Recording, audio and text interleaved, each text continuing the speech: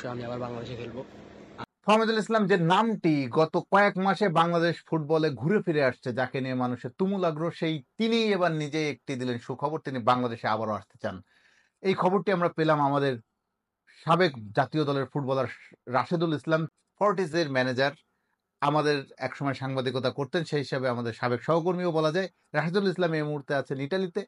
তিনি আজ ফাহমিদুল ইসলামের সঙ্গে দেখা করেছিলেন, যাকে নিয়ে মানুষের এত আগ্রহ, সেই ফাহমিদুলের সঙ্গে তার দেখা করা, তার তিনি যে ক্লাবে খেলেন, ইতালির যে চতুর্থ স্তরে খেলেন, সে ক্লাবের পারফরমেন্স, খেলার তারা কিভাবে খেলে, এবং ফাহমিদুলকে খুব কাছ থেকে দেখে আসা এবং ফাহমিদুলের সঙ্গে কথা বলে আসা, এমন একটা অভিজ্ঞতা হয়েছে রাশেদের। তিনি ইউরোপে গিয়েছেন তার একটা পার্সোনাল প্রশিক্ষণ বা ট্রেনিং করার জন্য। তারই ফাঁকে তিনি ফাহমিদুলের সঙ্গে দেখা করেছেন, এবং সেখানে ফাহমিদুলের সঙ্গে তার কি অভিজ্ঞতা, কি কথা হলো, কি তাদের সাক্ষাতে আলোচনা হলো, আমি সেটি শুনছিলাম রাশেদের কাছে।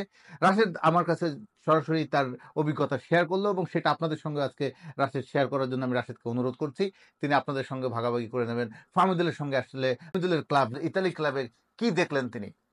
আমরা সবাই জানি যে আগামী জুনেই সিঙ্গাপুরের বিপক্ষে এশিয়ান কাপ বাছাই পর্বের হোম ম্যাচ আছে, যে ম্যাচটি অনুষ্ঠিত হতে পারে বঙ্গবন্ধু জাতীয় স্টেডিয়ামে। তো সে ম্যাচেই হয়তো ফাহমিদুলকে দেখা যেতে পারে, যদি এটা পুরোপুরি নির্ভর করছে কোচের উপর, কোচ হাভিয়ের কাবরেরা সিলেকশনের উপর। যেহেতু সে এখনো জুনের সিঙ্গাপুর ম্যাচের জন্য দল ঘোষণা করেনি, সুতরাং সে পর্যন্ত আমাদের অপেক্ষা করতে হবে।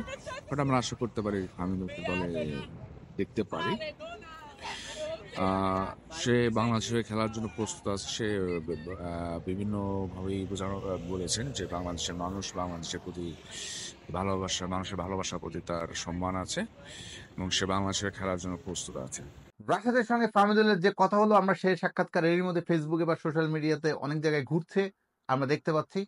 সেখানে তিনি ফাহমিদুল খুব উচ্ছ্বসিত, বাংলাদেশের দর্শকদের অনেক ধন্যবাদ জানালেন। তিনি বলছেন আমাকে অনেক উপরে রেখেছে দর্শকেরা, এই যে মানুষের ফুটবল প্রেমীরা তাকে যে ভালোবাসা দিয়েছে, সে ভালোবাসার প্রতিদান তিনি দিতে চান বাংলাদেশ দলে খেলেই। এটা একটা নিঃসন্দেহে বড় সুখবর। ফাহমিদুল ইচ্ছুক, ফাহমিদুল আশা হারাননি, ফাহমিদুল ভবিষ্যতে আবার খেলতে আসবেন বাংলাদেশে। বাংলাদেশের ফরওয়ার্ড বা স্ট্রাইকারের যে একটা সংকট, এই সংকটটা হয়তো ফাহমিদুলের হাত ধরে দূর হতে পারে অদূর ভবিষ্যতে।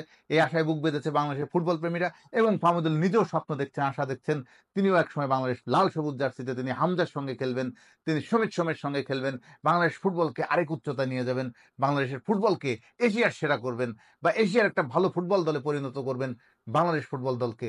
সে আশায় আমরা সবাই আছি, ফাহমিদুল আছে। বাংলার নতুন বছরে এটি হতে পারে বাংলাদেশ ফুটবলের একটি নতুন সুখবর।